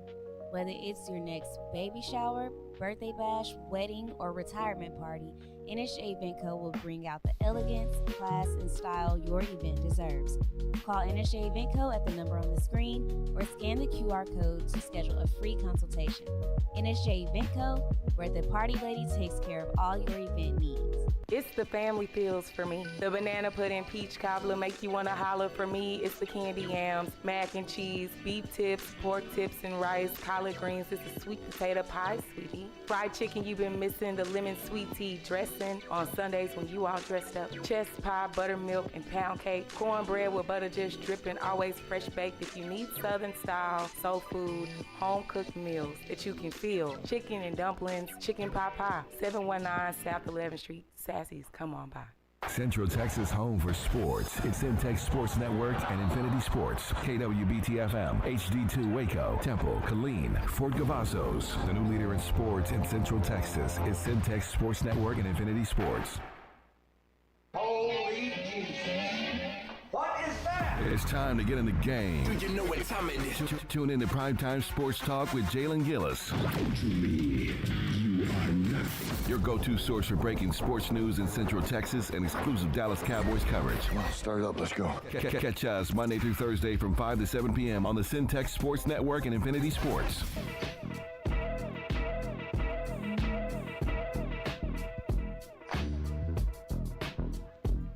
Welcome back into Centex Prime Time here in hour number 2. I am your host, Jalen Gillis, getting ready to take you through the prime time topics in sports, not just in the Central Texas area, but from all around the nation. Happy Wednesday to everybody out there. It's hump day, halfway through the week. Some of you guys just getting off of work or headed into work in your cars, headed back to the house. Want to thank you guys for tuning in with us, whether that is on YouTube, Centex Sports Network on YouTube, whether that is on Centex Sports 1 on Infinity Sports Radio, Central Texas, or whether that is on our new station that we just started broadcasting to, Centex Magic 94.5 here in Waco, Texas. Once again, thank you guys for tuning in with us, and happy holidays as we are 1 week out from Christmas. So I know everybody is frantically Christmas shopping. I was out at a couple places earlier today and seeing people trying to get their last minute gifts, and everybody's trying to, pull some stuff in. Hey, don't go too overboard, folks. This is not supposed to be a time of the year where you're stressing to get your son that PS5. He'll be okay. I'm telling you, he'll be all right. Especially if you have young kids like I do. I got a 2-year-old, and he's got plenty of gifts, but he probably would have been okay if we gave him just a ball and let him kick it around and throw it up against the wall. So happy holidays to everybody out there. Thank you for tuning in to Centex Prime Time. Still joined in studio by the former San Diego Charger, Minnesota Viking, and Texas Tech alum Wayne Walker, as we just got done talking about the college football playoffs. And Wayne, we were talking in the break, talking about some of this transfer portal and how crazy it's gotten, and guys flipping schools, going all over the place. We just saw Deion Sanders has signed the quarterback from Liberty, And I seen that earlier and was thinking, okay, I guess they're going to give which is a smart thing to do, give the Julian Lewis kid that they signed, a top recruit, 5-star quarterback coming out of high school, give him a little time to just sit and watch for at least a couple of weeks, if nothing else, to see how the speed of the game is. And they went and got him. And then you see the kid from the Central Texas area and Micah Hudson, who left Texas Tech and is now headed to Texas A&M. And just all these different guys leaving in the transfer portal. Transfer portal is open. I think it opened up, last week, I believe, and completely different than what we're used to this time of year. Usually we're seeing guys sit out of bowl games because they want to get the draft stock together and get ready for the draft. But now we're going to see guys sitting out of bowl games because they're changing schools and they're trying to stay healthy as they switch over to your school. What's just your quick thoughts about some of this stuff going on in the transfer portal? Because I feel like we're seeing kids leave from all over the place. Well, it's just chaotic, man. It's chaotic. And if you're in a bowl game, you have to commit to the transfer portal before you play in that bowl game because you don't have the opportunity because you have to go get enrolled in school in order to be eligible for the next semester to get into school to be able to play for that school, which is all crazy because you want to go through spring training so you can learn the offense or the defense. So you have to be enrolled in with exams probably about this week and kids getting ready to be out of school this week in college. You have to commit.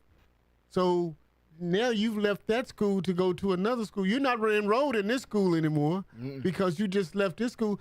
And then it's an opportunity for you to go get more money. Basically, it's all about the money now. Guys coming in, I mean, you go have a good year at one school, and then you're being recruited again. Yep. So the better you play, the more you get paid. Man. It would have been a great time for me doing my tenure in college, but man, we didn't have those opportunities. But, man, these guys today, man, I'm hearing the guys going and getting $1.4 million as a freshman. I mean, and if you're a top 100 recruit, you can get paid. And it just, man, it makes no sense, but that's the world we live in today. And guys that's college football. Guys that not even performing at the highest of high levels. I'm looking at a guy like a Jackson Arnold, who I think just transferred to, I think he's headed down to Auburn, reportedly getting around $2.5 million a year. And I'm like, he didn't play that good in the SEC at Oklahoma. And he's getting $2.5 to go to another school in the SEC. And like you said, these dudes are freshmen coming out $2 million, $3 million as an 18-year-old. And Wayne, like you said, you might have just been born in the wrong era because you're running the 4.2 and in college, man. You could have transferred. And a top 30 recruit in the state of Texas, the fourth-rated receiver in the state of Texas. So, I mean, if you carry that over to the day, man, you talking about some millions of dollars as a high schooler, man. But that's crazy. We had to get it the hard way. We had to work for hours. You had to get recruited, and you had to go and play 3-4 years before you can go pro and get your money. Nowadays, you can do it in high school, man, which is so unusual, man. Because, very. Like, that was just fun for guys like us when we were coming through, and you just went out and put your heart into it, and you played for your school, your alumni, you play for your community, you play for your side of the town. I'm playing for North Side. Port Side. But now it's a lot different, man. And man, these guys taking advantage of it. I mean, we were talking about Michael Hudson, and we don't know if they're true or not, but some of the demands that he's been putting out, I don't know what they are, but I'm sure you can kind of help us. But man, they were saying, and this is all just rumors. None of this was in writing, at least to the public, that he needed a driver to drive him from the time he gets there to spring practice all the way through the first year. With a 2024 all-black Escalade is what they got to drive in. They got to get his people got to get a house out there towards A&M. I think it was going to be $2 million starting at A&M, and it's going to go up gradually each year. Ending up finishing around $4 million. I'm like, now that's just rumor and what is going on, but I'm this stuff is crazy. And then I can add to that. His dad played with me at Texas Tech. Okay, Former player from Central Texas. I'm not going to mention his name or whatever. Yeah. But, you know, I heard it was a house involved in millions of dollars to go to Texas Tech. Yeah. You know, and it was millions that's going to be added on each year. You know, but now you catch 8 passes this year. You don't play a lot. 8 passes. And you're able to move on and go get more money from another school. Even bigger school. A bigger school that's really handing out some money. So, oh, yeah. Man, but you take advantage of every opportunity you got. Yeah. Hey, I'm not hating on anyone. No, sir. Hey, you take advantage of that. And if I was in that situation, I would do the same thing. Man, I'm telling you. When I was young. So, man, kudos to these guys. Get the money while you can. Hey. It won't last long, you know, but, hey, get it. Yeah, and it's what it's what comes along with it. These players are supposed to be able to get paid, but this is unfortunately the part that comes with it, because to every good thing there's a dark side to it. The dark side of it is a lot of these kids that were going to go to the league, unfortunately, they're not going to make it to the league. Guys, you're going to take away the drive from certain guys. You're going to take away that want to from certain guys, because you're already making $1 million in college. We've seen it already in the college basketball side, at least, because there's a lot more one and dones. We're seeing a lot of these guys, they're not panning out to be the good one and dones because they're already making $2-3 million. I remember Mikey Williams was one of the top recruits coming out of high school. He was getting millions of dollars in high school. He driving a Porsche around in high school. Next thing you know, he catching a case. Next thing you know, now he's at UCF, still coming out. All the people he played against that was in his class, Bronny James, all those guys, they already in the league making their money. He's still trying to earn his way onto the court because he got some of that money a little bit too early. So that's the unfortunate side of it, but that's what comes with it whenever you're going to pay these players, and that's just unfortunately part of the game. I think they just need to figure out some more regulations and rules around it, because this transfer portal stuff is getting out of hand. I mean, I think Aaron Nolan is his name, the quarterback out of Ohio State. They got him last year. He's the number 1 dual-threat quarterback in the nation, 5-star kid out of Georgia. Goes up to Ohio State. They get him. He comes in. They pay him a whole bunch of money to stay there. He's already in the transfer portal. He ain't been there a year. He's already in the transfer portal because they went and got another 5-star QB around in that same class that's ranked, that left Alabama. He transferred from Alabama and came over there. So it's getting ridiculous with all these transfer portals, but that's the time we're living in right now. Folks, doing a couple quick takes here. It started hour number 2. Wanted to get your thoughts about your thoughts about this Heisman and Travis Hunter being able to win this, because we talked about this all year long. We said Travis Hunter was deserving of this award. He's clearly, in my opinion, the best player in college football. He goes out there, wins the award, not only wins the Heisman Award, but I think brings home 7 awards. Let me look at some of these. He got the Paul Arnering Award, most versatile player. He got the Ronnie Lott Impact Trophy for defense. He got the best defensive player, the Chuck Bednarik Award. He got the Belendikoff Award for receiver. He got the Walter Camp Award and AP National Player of the Year to go along with that Heisman Trophy. You look at a kid like Travis Hunter, completely cleaned up in the trophy race. What was your thoughts on that? Man, well deserved. I mean, you're talking about a guy that went out and played over 400 more plays than anybody in college football. Mm-hmm. You know, you're talking about a guy that was dominant on both sides of the ball, was the best receiver on the offensive end, and then when he turned it around and played defense, he was the best defensive player in the lockdown defensive back. Mm-hmm. Just a Swiss Army knife. Yeah. A guy that can return punts and kickoffs, but a guy that played at a high level each and every play. Yeah. You know, so this has never been done. You know, you have some guys that play both ways and, you know, that would play offense and then go play defense or vice versa. Mm-hmm. But you never had anyone in the history of the game that came and played it on the level that Travis Hunter played it on. So the Heisman Trophy was well-deserved. Man, like you said, a guy that believed in Deion Sanders, that went to HBCU, left there from Jackson State, went to Colorado, man, and played and just played his butt off wherever he was at, man. And this guy was well-deserved. The Heisman Trophy was well-deserved for this guy. Where would you like to see him go in the draft? You're looking at, we talked about yesterday, the Las Vegas Raiders. The Las Vegas Raiders were sitting out there, and they had the Shador signs. They're probably going to be 1 or 2 in the draft. You got the Giants are going to be 1 or 2 in the draft, and then after that, you're looking at maybe Jacksonville being around there, the Jets, being around in that time. So, I mean, there's a few different guys, unfortunately, even the Bears, they're sitting at 4-10, that could be around that spot. Where's somewhere you would like to see him go to in the NFL? The unfortunate thing about the draft is the bad teams are drafting first. So you can't I think the best situation for him would be the Raiders don't have anything. I don't. What do you have? You don't have receivers around you. You don't have anybody to go out and catch the ball. You have a tight end. Yeah. But you don't have anybody that can protect you. You don't have any of that. The Giants in the same situation, but you do have a receiver. Yeah, you got Malik. You know, you got a receiver that you can grow with, but you don't have any protection. You're in a big news media in a big market as far as sports is concerned, which can eat you up because you're in New York. But if you go and play well, then the sky's the limit for you, and you praise for the rest of your life. You get that Lawrence Taylor status, that Eli Manning status. But I don't know. I don't know what the best situation for him will be. I mean, you can't go to Jacksonville, which they already have a young quarterback. I don't know. I think the best situation for him to do is go get the money wherever it's there. If you want to be honestly. first pick, I mean, which will probably be the Giants.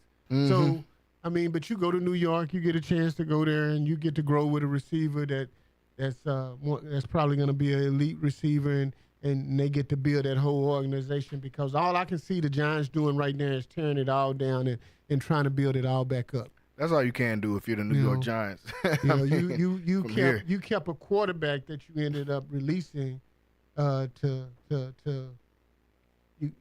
cut a running back that's probably going to be 1, 2, 3 in the MVP race. So.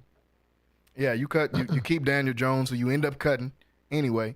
So you and you end up letting go of Saquon Barkley, who's going to be Offensive Player of the Year, first team All Pro running back at the running back spot, and lead the whole league in rushing. Lead the league in rushing, and it still has a chance to potentially break Eric Dickerson's rushing record, which is crazy. And total yards. Yeah, and the total yards record that Chris Johnson and LaDainian Tomlinson have. So he's got a chance to do a lot of different things out there. The Giants let him go. So, but to your point, if you go to a Giants team and you perform at that level, you're going to be in talks for one of the best players of all time, because the Giants are top 5, top 10 most popular team in the league. Mm-hmm. New York's got a big fan base for both of their teams, for them or the Jets. They somehow end up being sorry every single year, but they still got some of the biggest fan bases. They got the Giants are one of the oldest teams in the NFL, so you're going to go down in the history books if you're able to do something there. But I'd like to see him go to a team. Obviously, I think Vegas is probably going to get – they're going to do everything they can to get that number 1 pick. And, you know, Mark Davis, his dad was Al Davis. They're going to find a way to get that number 1 pick. They'll do some type of maneuvering, some type of way to find a way to get that number 1 pick. And if they do that, I'd like to see Travis go to like a Jacksonville maybe. I think he's from Florida, so he can get a chance to go back to Florida. I wouldn't mind him being in the Patriot system, because I feel like Gerard Mayo would know how to use him and give him an opportunity to potentially play both sides. And the thing about the Patriots is they have a lot of money to get a free agency. Yeah. So they have a lot of money in the salary cap that they can give away and go out and get free agents, and they're not that bad off. They're not bad off as I would say the Giants, the Raiders, yeah. The Jets, who was going to be tied up for a lot of years.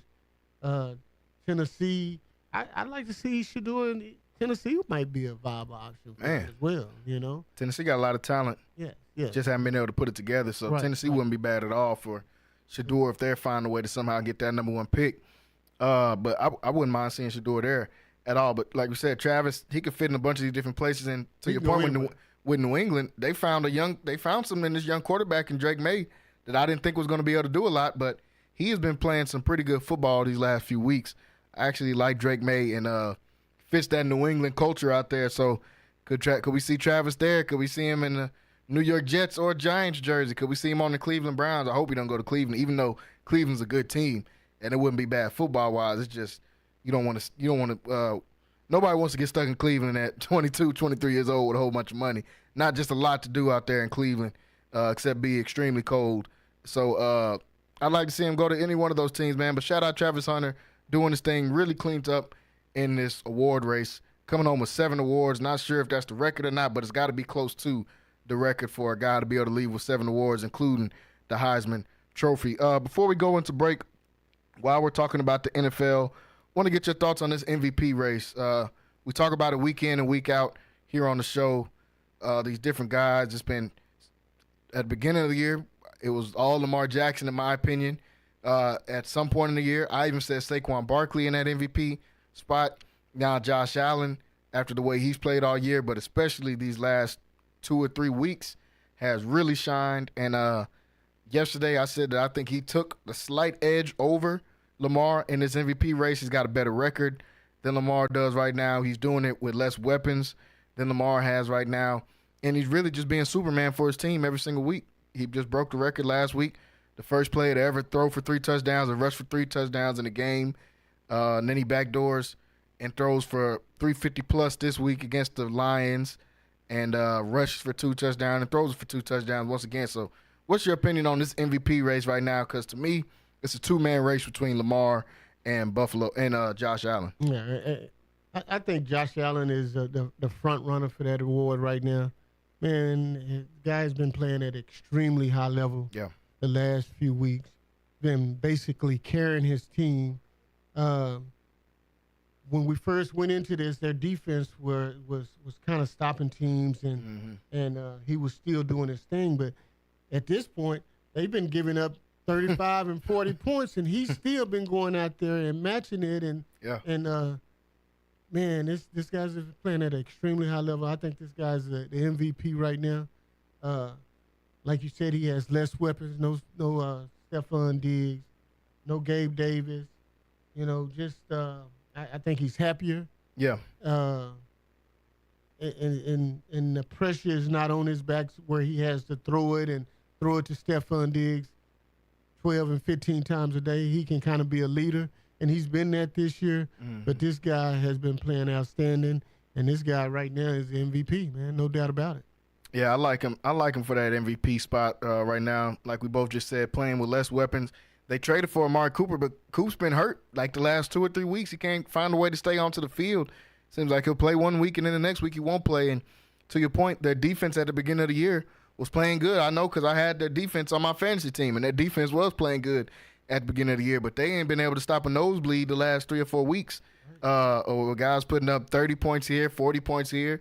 The Lions were down and still ended up putting 42 points up on the Bills in that game. So as far as the championship contender, I don't know how far the Bills will go because of that defense, but we can say that just about everybody in the AFC at this point because Kansas City was looking like they had the best defense in the AFC, and their defense has tailed off the last few weeks. So you can say that about a bunch of the teams. Baltimore defense has played under par.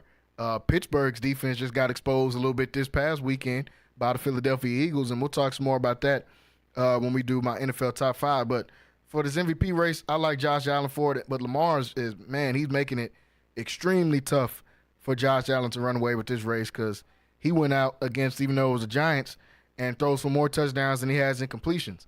Throws for 5 touchdowns, 21 for 25 in that game, plus ran for another 60, 70 yards in that game as well. He's been playing phenomenal all year long. Now has, I think, the most 5-touchdown games out of anybody in the last 15 years. He got more 5-touchdown games than Mahomes, more 5-touchdown games than Brady, more 5-touchdown games than Rodgers in the last 10, 15 years. So he's playing at an extremely high level. And he's been doing it all year. He's been doing it all year. And he's not making it easy for Josh Allen by no means. But he played a Giants team that's basically quit. Yeah. You know. For sure. Wait until this weekend when Phoenix plays against the Giants, and we'll see how far they come. But these guys are basically quit. And it was just like touch football out there for Lamar. They were having so much fun. He laughing. He running around the field, pulling up his pants while running at the same time and gaining yardage. Yeah. So, but man, this MVP race is pretty close. It was a 3-man race with Saquon, but Saquon is fouling out because these guys have been playing at such a high level, and it's between those two guys. And right now, my leading candidate for that is Josh Allen, but Lamar is not far behind. And I think Lamar's got a chance to put himself back at the top of that list or right there tied with Josh Allen because he's playing this team that's his kryptonite this Saturday in the Pittsburgh Steelers. This is the team that he cannot beat. It's a team he always has a bad game against, including earlier this year, which was about 4 or 5 weeks ago when they played him. He's got a chance to make his wrongs right this Saturday against Pittsburgh. So we'll see how Lamar performs in that game, and that's going to be a huge game for them. But right now, like we both said, Josh Allen, I mean, just playing like Superman at this point. There's nothing anybody in the league can do with him. Will it translate in the playoffs? That's left to be determined because we haven't seen it be able to translate in the playoffs just yet, even though he had that one game where he went crazy against the Chiefs and they were supposed to win, and then Mahomes comes and scores with 13 seconds left. But he's also had some games where they've underplayed. I mean, they almost lost to a Steelers team last year in the playoffs when the Steelers had Mason Rudolph at quarterback. So he's had some not so good games in the playoffs. We'll see how he does as we get further into the playoffs. Folks, we got to take one last break here on the show on Centex Primetime today. When we come back, we got to do the moment of the week, the NFL top 5 that we do week in and week out here on the show. I do my top 5 teams in the NFL. Wayne will give his list as well, and then we'll talk about a couple of these games left to go in the NFL. Week 15 slate. Crazy to say that. Week 16 slate, coming up this week. So stay tuned and stay locked in right here on Centex Primetime. We will be right back after this short break. Central Texas home for sports. It's Centex Sports Network and Infinity Sports. Catch all your in-depth sports analysis with the best. The hottest sports show in the evening is Centex Primetime, hosted by Jalen Gillis. Act like y'all. Weekdays 5 to 7. This is the Central Texas #1 leader in sports. Centex Sports Network. That's right, sports fans. We can talk about sports. And Infinity Sports. Lighthouse Streaming, a full-scale media agency and your go-to source for all things audio and video. Is your church long overdue for audio and video upgrades? Call Lighthouse Streaming for a free consultation. Does your corporate or church event need audio or video production? Don't stress.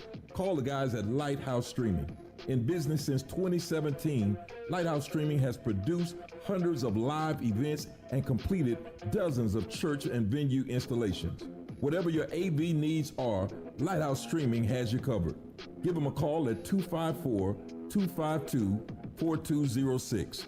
That's 254-252-4206. Or go to lighthousestreaming.com and set up your free consultation.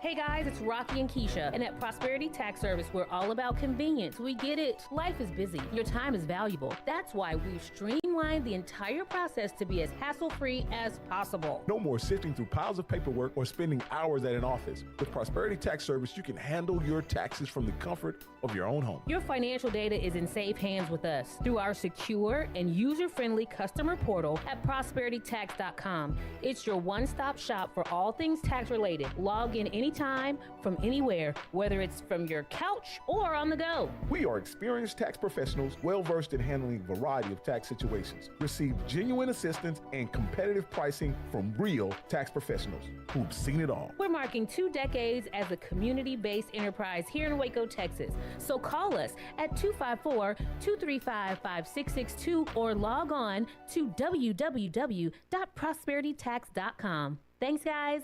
Are you hungry for the best fried chicken in town? Check out Crispy Chicken #1, 11th and Clay, and their Monday and Tuesday special, the Snack Pack, which includes 2 pieces of chicken, fries, roll, and drink, all for only $6. Also, each Monday through Friday from 4 to 6, you can feed the family for $10 and receive 6 pieces of chicken, fries, and rolls. Crispy Chicken #1 features additional daily specials and also includes mouth-watering short ribs, fried catfish, and chicken fried steak. Locally owned and operated and a Waco tradition since 1975. That's Crispy Chicken #1 at 11th and Clay.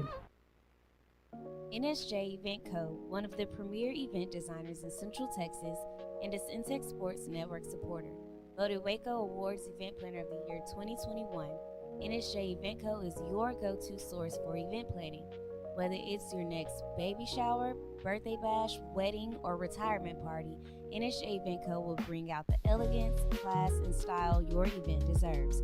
Call NSJ Event Co. at the number on the screen or scan the QR code to schedule a free consultation. NSJ Event Co., where the party lady takes care of all your event needs. It's the family feels for me. The banana pudding peach cobbler make you want to holler for me. It's the candy yams, mac and cheese, beef tips, pork tips and rice, collard greens. It's the sweet potato pie, sweetie. Fried chicken you've been missing, the lemon sweet tea dressing on Sundays when you all dressed up. Chest pie, buttermilk, and pound cake. Cornbread with butter just dripping, always fresh baked. If you need southern style, soul food, home cooked meals that you can feel. Chicken and dumplings, chicken pot pie, 719 South 11th Street. Sassy's, come on. Central Texas home for sports. It's Centex Sports Network and Infinity Sports. KWBT-FM, HD2 Waco, Temple, Killeen, Fort Cavazos. The new leader in sports in Central Texas is Centex Sports Network and Infinity Sports. This is live from the Centex Sports Network and Infinity Sports Studios. That's right, sports fans. About to show these boys how we do it. Tune in to Primetime Sports Talk with Jalen Gillis, your go-to source for breaking sports news in Central Texas and exclusive Dallas Cowboys coverage on the Centex Sports Network and Infinity Sports.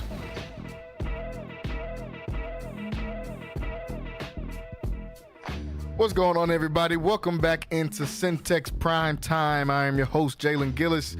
We're here in the home stretch of the show here, final 20, 30 minutes of the show. Once again, want to thank everybody for tuning in with us today, whether that's on YouTube, Centex Sports Network on YouTube, Infinity Sports Radio Central Texas, and the new audience, Centex Magic 94.5. Want to thank you guys for tuning in with us. Still here joined the studio by Wayne Walker as get ready to go through a couple of these games on the Week 16 slate in the NFL. A little bit of a funky schedule because they're trying to rearrange games for Christmas time. Got a couple of games on Saturday. My Houston Texans play Kansas City Chiefs on Saturday.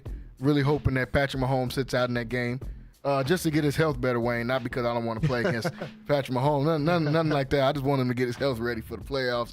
The Steelers and Baltimore are playing on Saturday as well. They're playing on 3:30. So you'll have state championship games going on Saturday. You'll have college football playoff games going on Saturday. Some NFL games going on, NBA games going on. College basketball still got some teams playing right now. So, man, great time of year if you're a sports fan. Great time of year to be able to watch some of these games. Folks, each week we do my NFL top 5 list here on the show on Centex Primetime. So we'll go ahead and start that and do my list here today. I'll go ahead and start with my number 5 team. Now, at 5, just my NFL top 5 team, just go through 5 to 1. I really, really wanted to put the Green Bay Packers at this spot. I just couldn't do it just because there's not enough teams, not enough spots for it to just be 5. If we were doing 6, I would have Green Bay at my number 6 because I love the way the Green Bay is playing right now. But I can't put them at number 5. I got to put their conference rival in their division rival in the Minnesota Vikings in at the number 5 spot. Minnesota's been playing great football all year long, honestly. They're 12-2.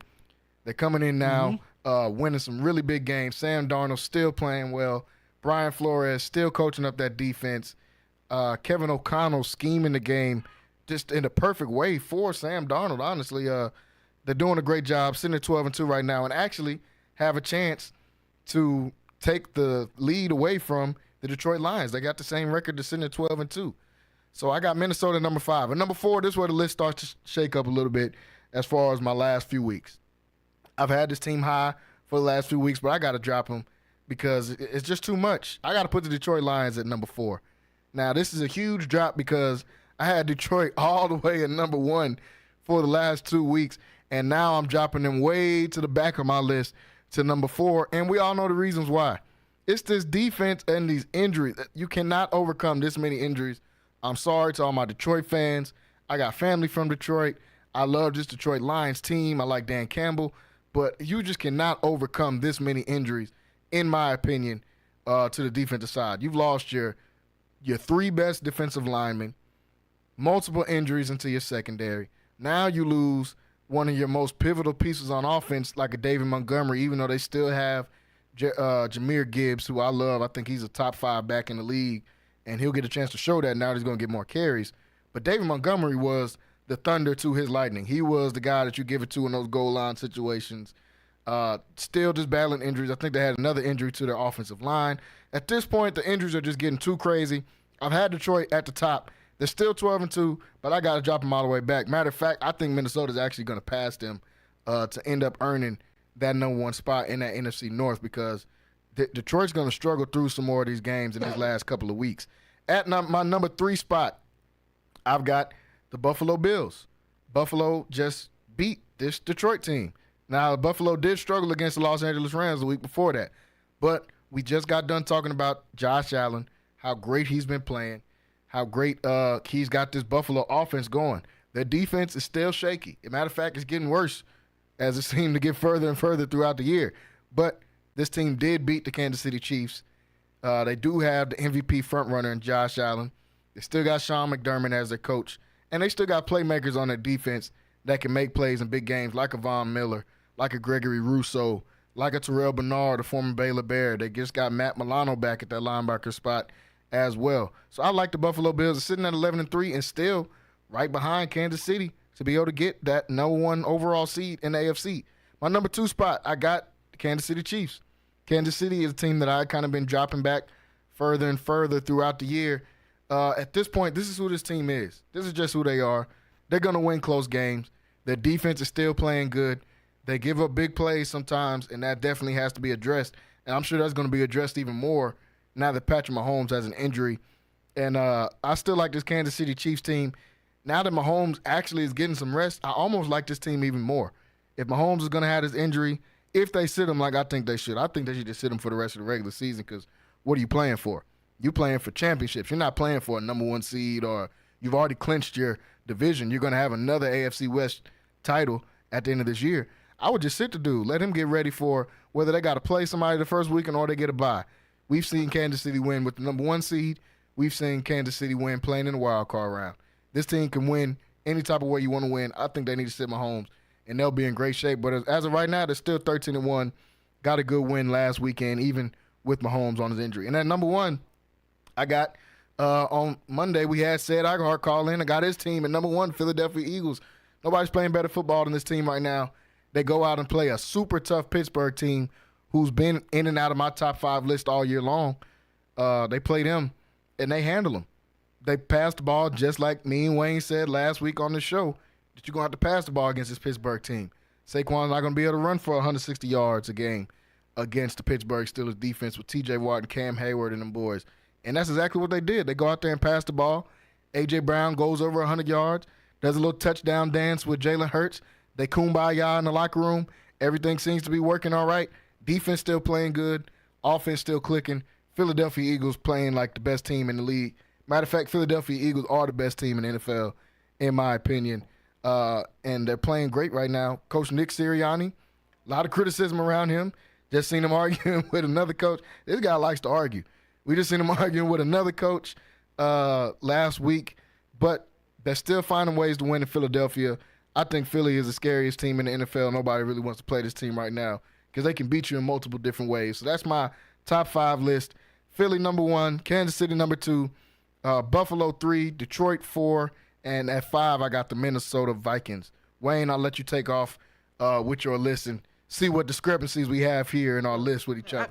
I'm glad you finally kind of jumped on the bandwagon. Yeah, you've been at Philly at 1. You know, I've been at Philadelphia at 1 for the last 3 weeks. Yeah, for sure. You know, because I felt like they were playing the best ball in the league. You know, all phases of the game. Yeah. And their defense, championships are won on defense. I mean, yeah, you can possess the ball, but with defense, you can stop people and you can score with your defense, and you can kick field goals and you can shorten the field and you can do a lot of things with defense. So championships are won through defense. And I think Philadelphia is going to be my number 1 team. My number 2 team is going to be Kansas City. which I had last week. You did. Kansas City just finds a way to win. You know, that's what it's all about. It's not about how big you win, or it's not how the win looks. It's about winning. Yep. That's what football is, and finding the ways to do that. My number 3 team is going to be the Minnesota Vikings. Like you, I think Minnesota's been playing well. They're led by their defense, but then they have a quarterback that's a journeyman that hadn't been turning the ball over and has been playing outstanding. And he's been in a great position with this team, and they've been giving him a lot of freedom to do what he wants to do as far as in the pocket. And Minnesota is going to be my number 3 team. My number 4 team is going to be Detroit as well. I think Detroit is a power, can do whatever they want to do offensively. They lost one of their guys this week with David Montgomery, but still, they got the best line in the league. For sure. They can run the ball.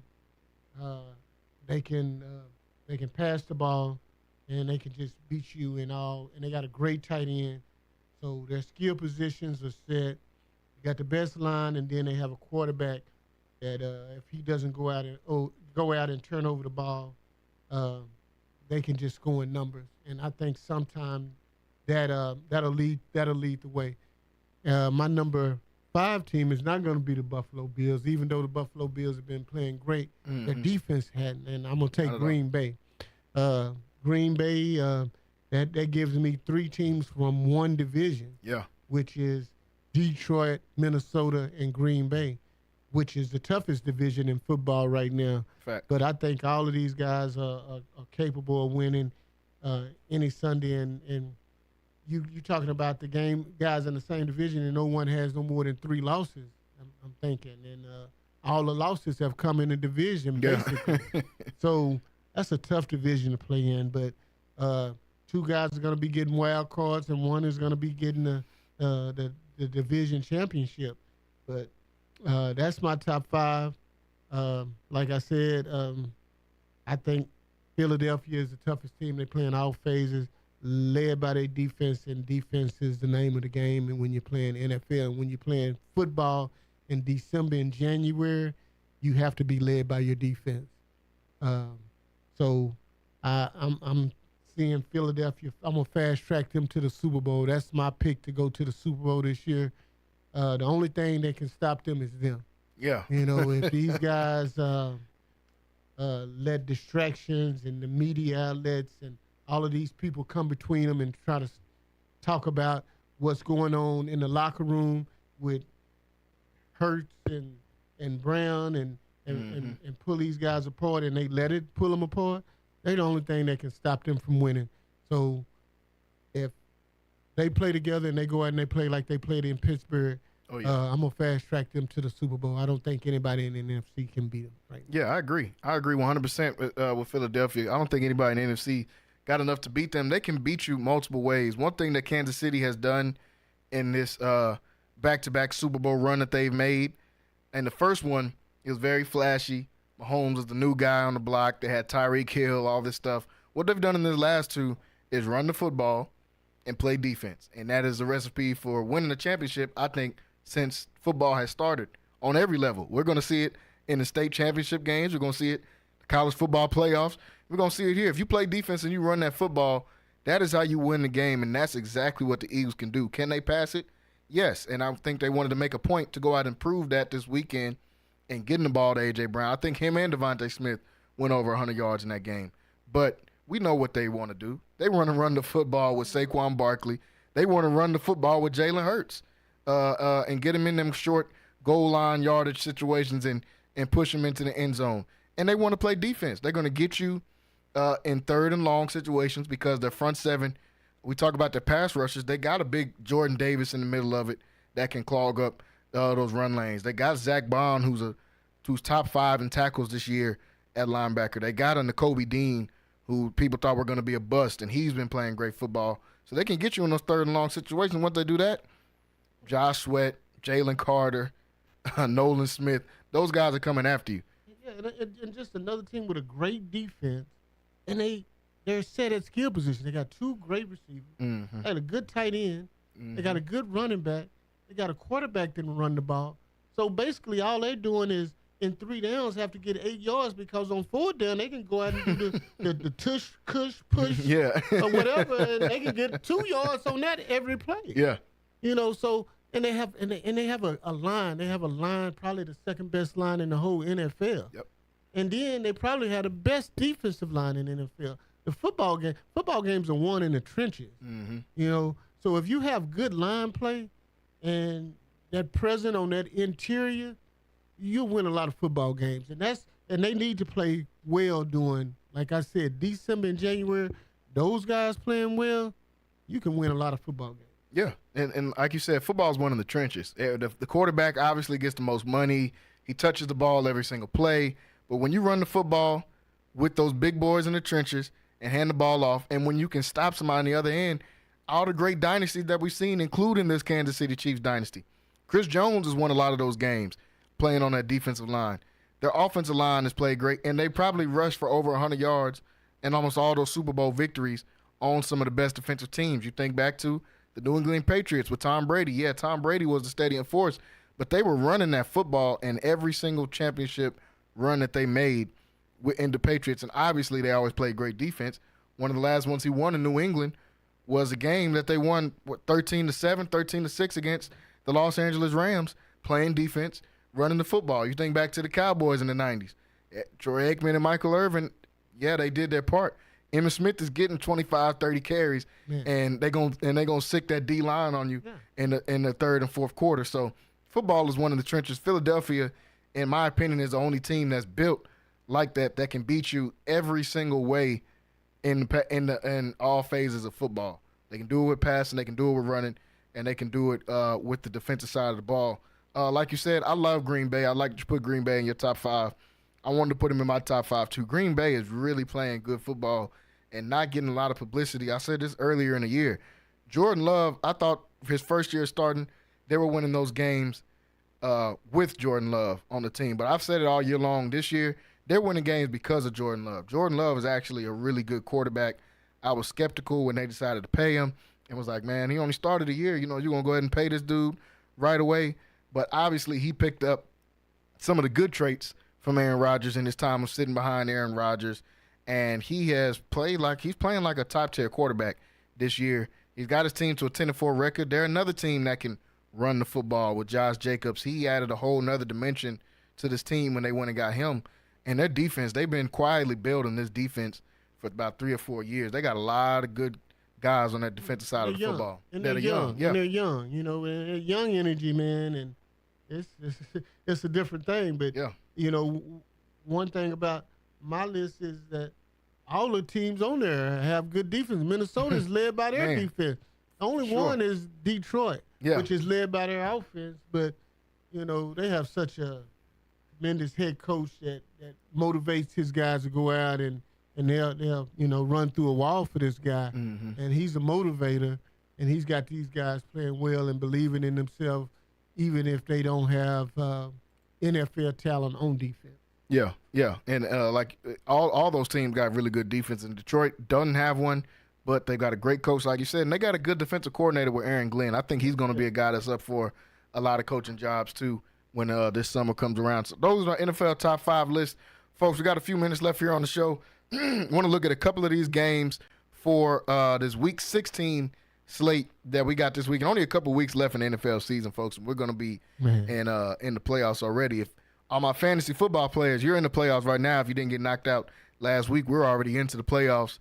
I'm the number 1 seed in my league right now, so I got to come out and defend my number 1 seed in my fantasy football league coming up this weekend. But looking at some of these games on the Week 16 slate, it starts with, on Thursday, which is tomorrow, a game with one of your former teams in the Chargers, and they're taking on a Denver Broncos team. This is a really good game on Thursday. I said it maybe last week. Some of these Thursday night games, we're ending up with better games on Thursday than Monday. I don't know how that happened. Used to be the other way around. The good games would be on Monday Night Football. But after this past Monday Night Football weekend, I don't know how to defend Monday Night Football anymore, because that was some tough games to watch with Atlanta and the Raiders. But this Thursday night game is a good one. Denver and the Chargers, they're playing for second place in this AFC West. They're playing for the higher wild card seed. Going to determine, do you have to come right out the gate and play against the Buffalo Bills or play against the Kansas City Chiefs team in your first game? This is one of those games that determine that. They got the Chargers a 3-point favorite. Chargers are playing at home. I like the Chargers in this game, but Denver's defense has been playing phenomenal all year long. They got the best corner in the game, in my opinion, and Patrick Surtain. And it's led by the defense. Sean Payton has done a great job of revamping this team. He got a chance to put his stamp on it last year. It was his first year with them. Didn't get a chance to really implement all of his ways, but now this looks like a Sean Payton team. Bo Nix, I got to give him credit because I was trashing him at the beginning of the year for how bad he was playing. He's played much, much better. We look at them and how they just handled the Colts, who were actually playing decent football leading up to that game, and they just handled them last week, and now they're coming out playing against their division rival in the Los Angeles Chargers. What's your thoughts about this game for the Thursday night game, Chargers versus Broncos? Do I go with my heart or do I go with facts? Yeah. I think you have to go with facts. I have to go with facts. I'm a San Diego Charger. They gave me that opportunity to play pro football. I love them.